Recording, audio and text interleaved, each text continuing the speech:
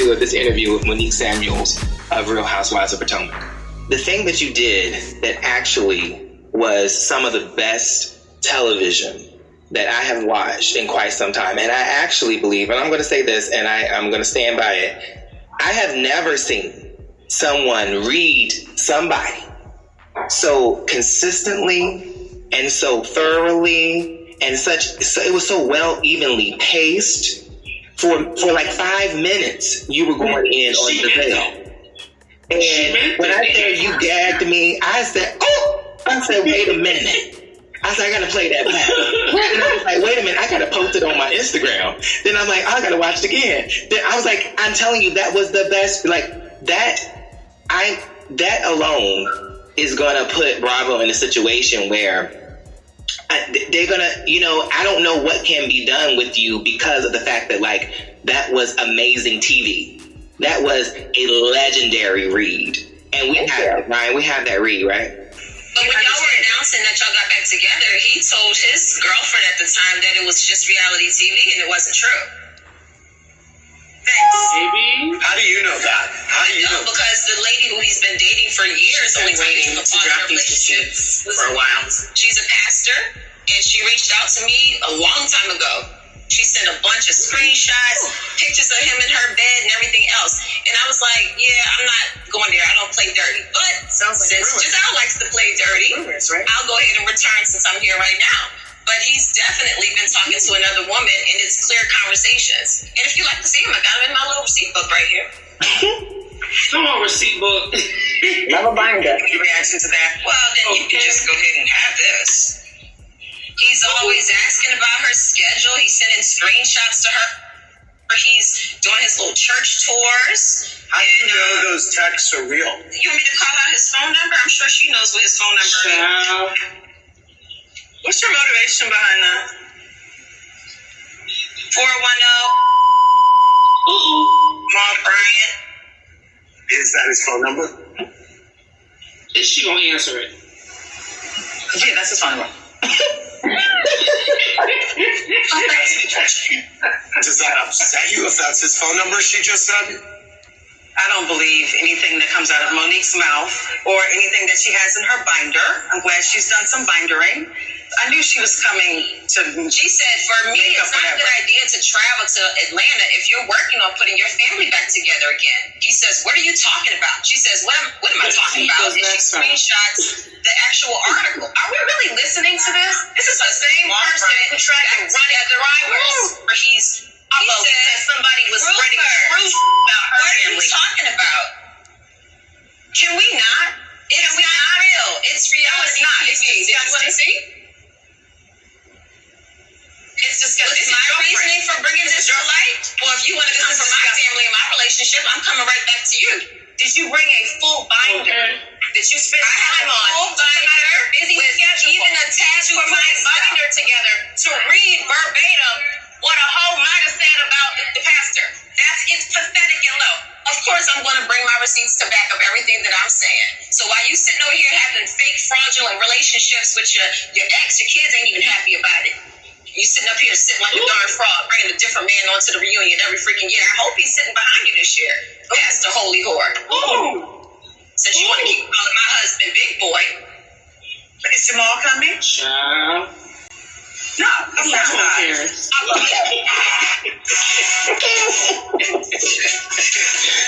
Jesus, to the cross of my salvation. It's Big D all around this congregation, even in Atlanta as we speak, and you know it. You know it. You're a fraud. I had no edges after watching it. Any reaction to this? Of course she doesn't have a reaction because she knows it's true. Baby. Monique. A lot to discuss for this part. A lot to discuss. Well, I mean, she wasn't convinced even after the phone number, so I had to keep going. But the thing that puzzled me most in watching that reunion episode, I did not realize that Miss PTSD kept inserting herself so much shit. Yeah. And talking. I was Shut up. Yeah. I was so laser focused on Giselle that I paid her dust. I didn't even hear anything Candace was saying. She was like a little gnat, just shoot. And that's what made it so, like, that read. I'm telling you, I have watched a lot of Housewives reunions and everything. I was the one that told Kenya to bring the scepter when she was on, did the reunion. And I have never, and I'm telling you this, never seen a read that was so laser focused. Like, you just kept such an even pace. And it also showed why Candace got bopped. Because that had nothing to do with her. Why was she the one that kept inserting herself in a conversation that you were having with Giselle? And you know why?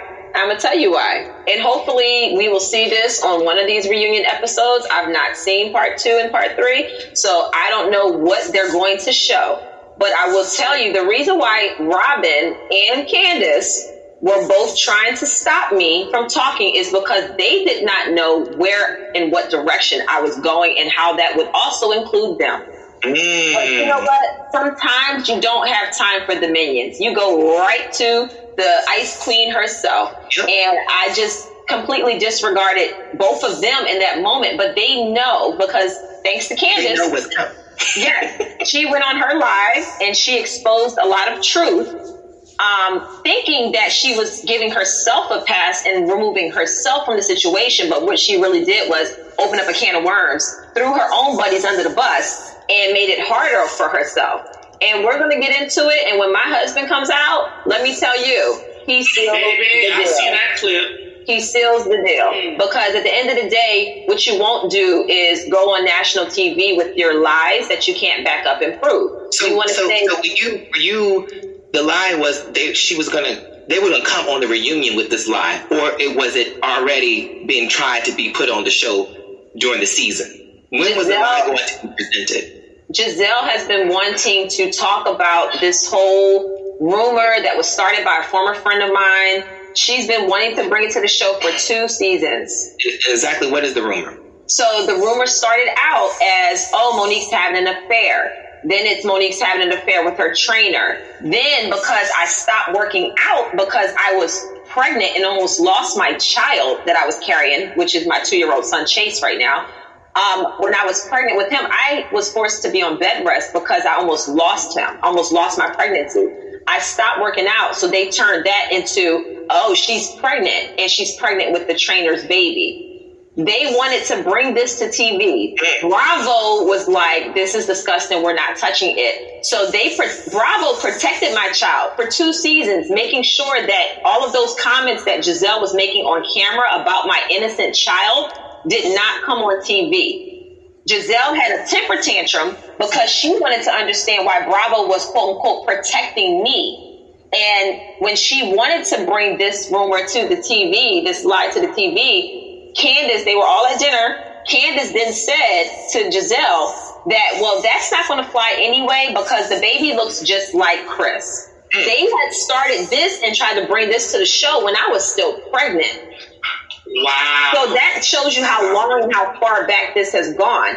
Now, when they finally decided to come with something, Candace said out her own mouth, you're going to have to come from another angle because the baby looks just like Chris.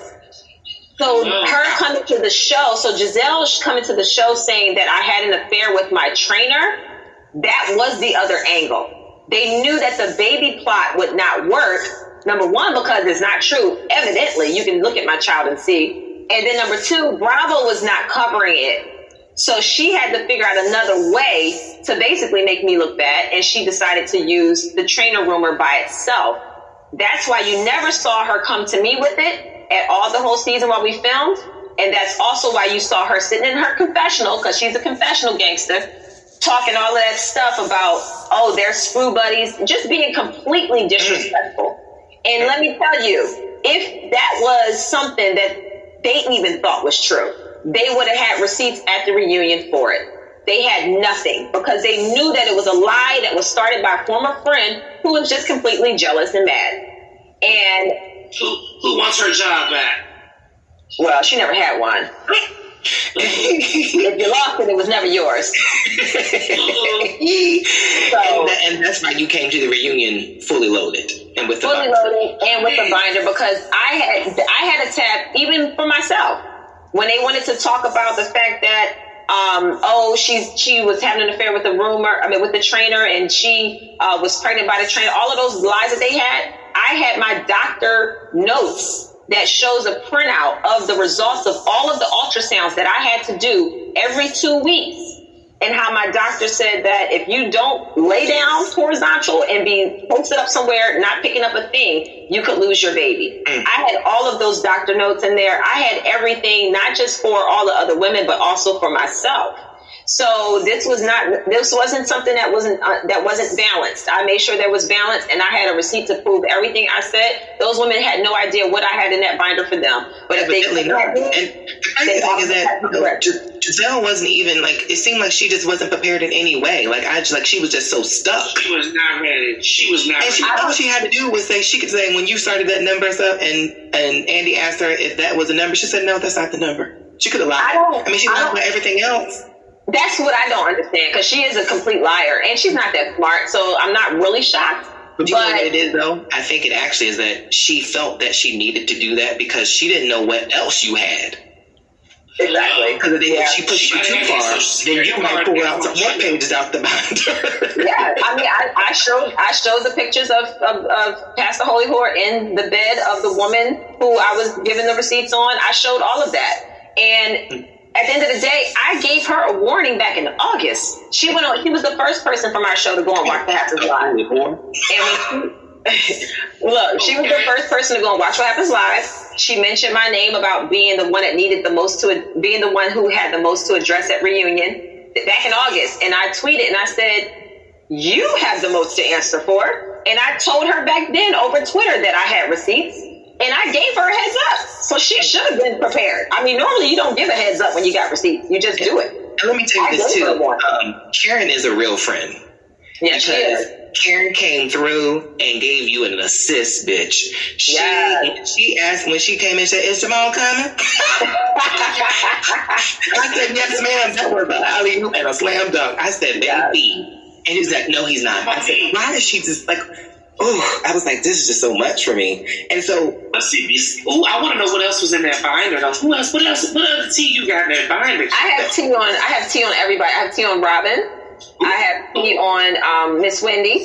I had Wendy. I'm curious about Wendy. I did not have to use it. I only wanted to bring it out if they came from me in such a way that it was necessary. Because at the end of the day, I didn't want to have to do what I did to Giselle. Honest to God. I didn't feel good about it, but it was necessary because she constantly comes for people. She constantly comes for people's marriages. She has something to say about other people's businesses all the time. And she sits back and gets away with it because she goes in confessional and does her dirt and spews her dirt. She does not do it right to your face. So she recently was on the show that she does, the little, show where they have different personalities on the chat room. Yeah, she uses that to give.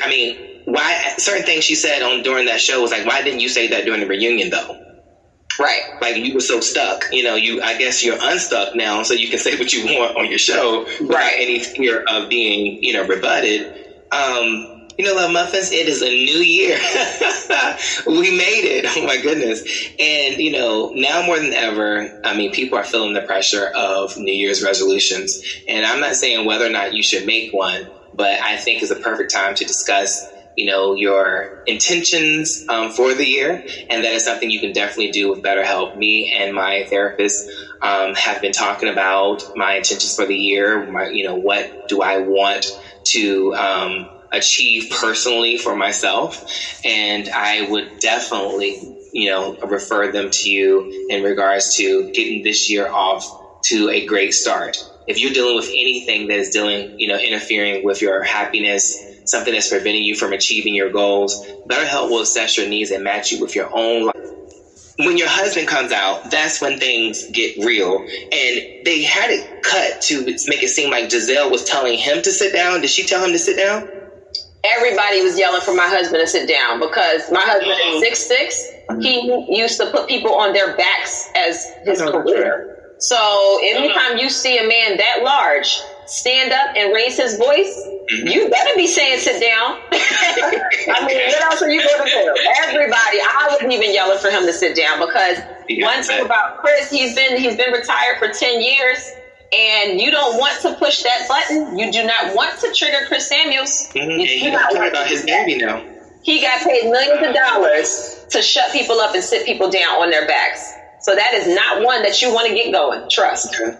So he comes out there, he explains, you guys have a discussion with then all the husbands come out, correct? Or no? Yes. All of the husbands come out together.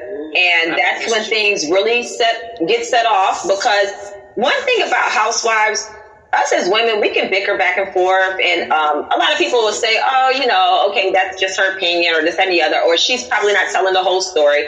But when you have your man come out and have your back and tell his side, he's not been inside the room while we're filming this reunion. He doesn't know what's being said. But when you're not living a lie, you can be in sync. You can tell your story and your man will come out there and back up everything you say without him even realizing it. So that's what it is. And that's why a lot of these bitter Bettys are upset because they sit at the reunion without a man behind them and they have no support when it comes to that, And my question to you too, so you guys start filming again in January, correct?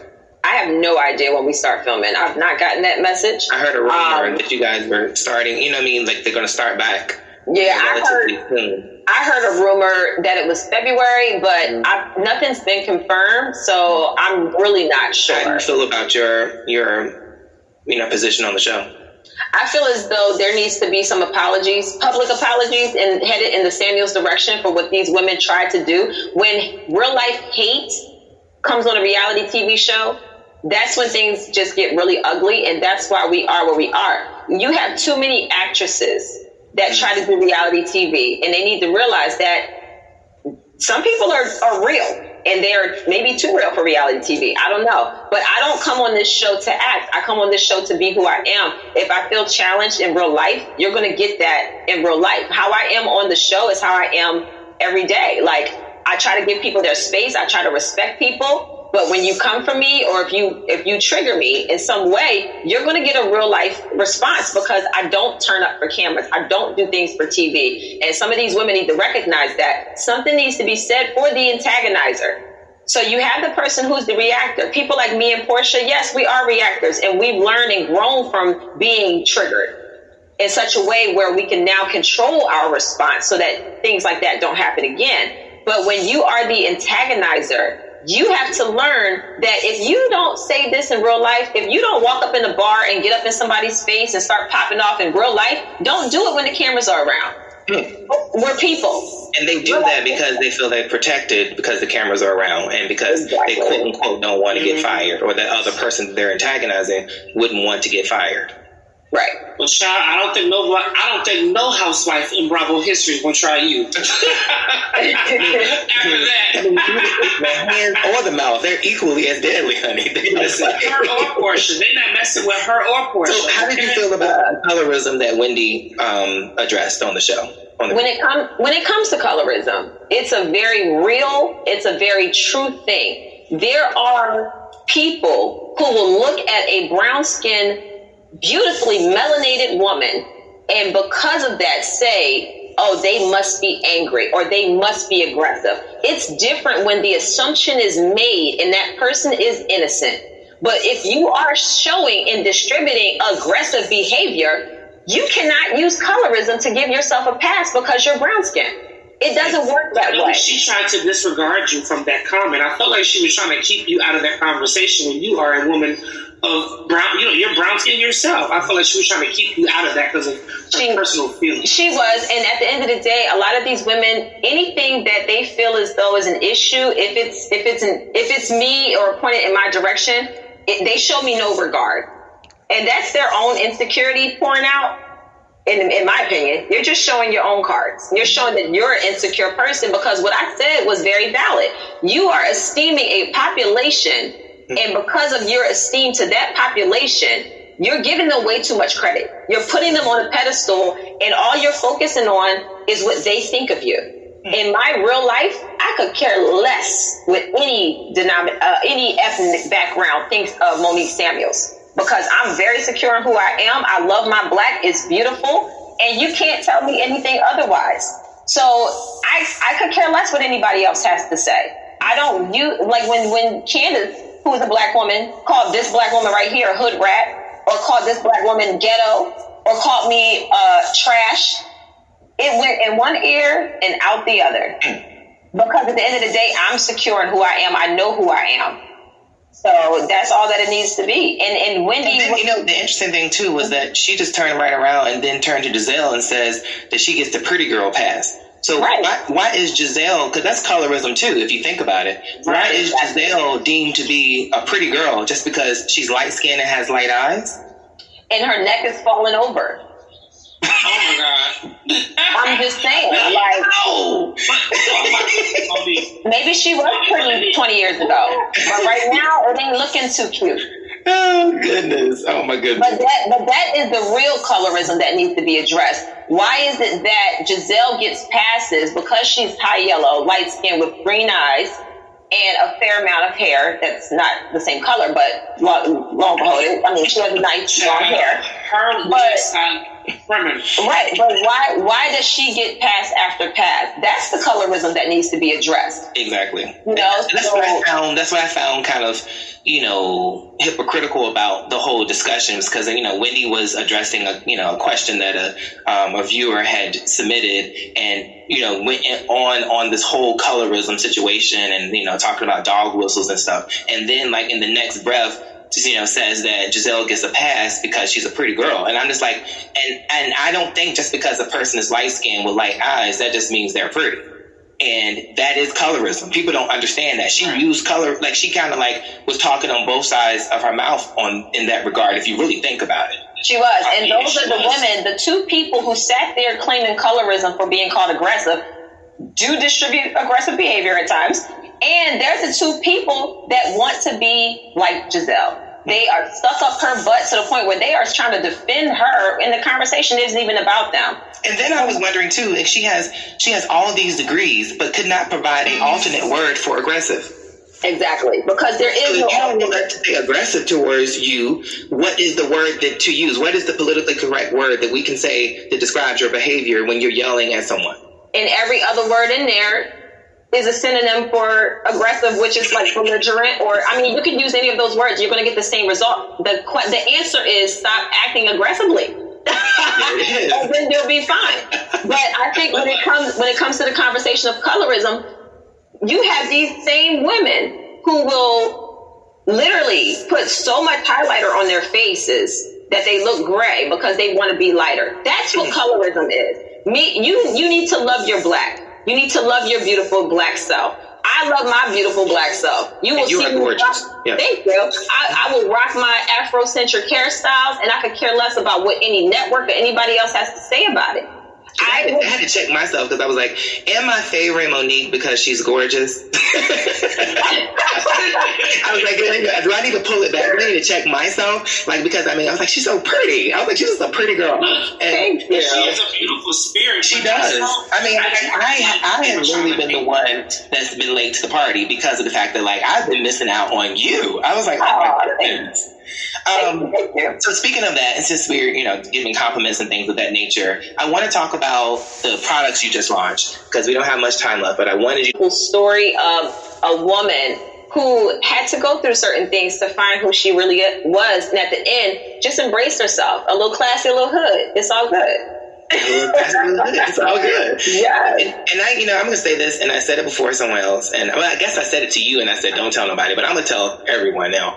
I really do believe Potomac is taking the reign of the Housewives franchise because you guys brought it on such a level that no one was even talking about Housewives of Atlanta, on Sunday. It was the craziest thing. Like, that hadn't happened in quite some time, where literally the whole timeline and everything that was talking about, was just Housewives of Potomac and the reunion. Wow. And that's how you pull focus. That's what my agent tells me. Like, when you're in, doing any type of taping or having any type of show, they need to show that you can pull focus. And if you can pull focus from the Housewives of Atlanta, things about to get interesting.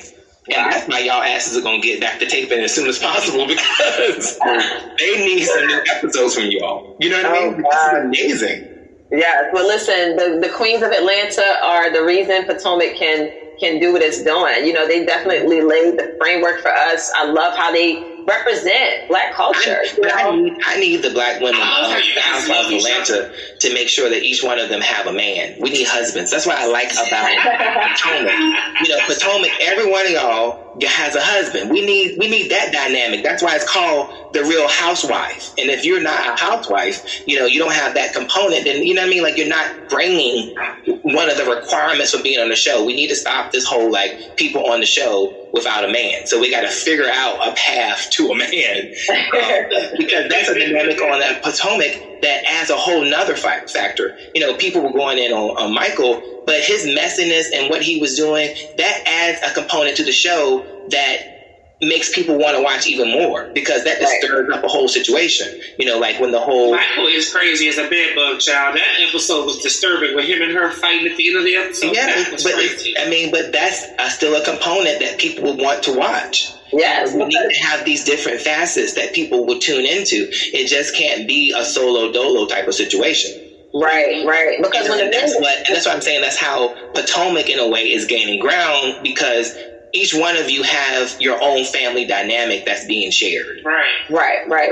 And that's important. All of you guys are relatable. I mean, even though, you know, I have my five favorite, but I feel like all of those ladies are relatable. Like, I've been watching that show since it started, and even with the addition of Monique and Candace and Whitney, they all appeal to a different type of woman that I've seen in DC. Right.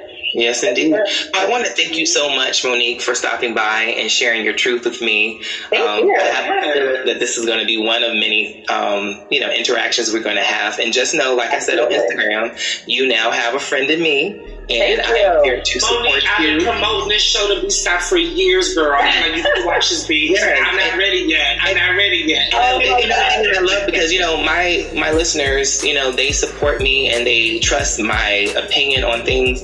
And I try my best to do my research before I jump into anything. And I definitely did with this. And I love your personality. And I know there's no way Bravo cannot have you back because what you did on that first part of the reunion alone secured the situation because I mean, it's such good TV. Who else is going to do that? You know what I mean? Like, it was just, I mean, everybody was talking about it. Like, the housewife breed of all time. It was a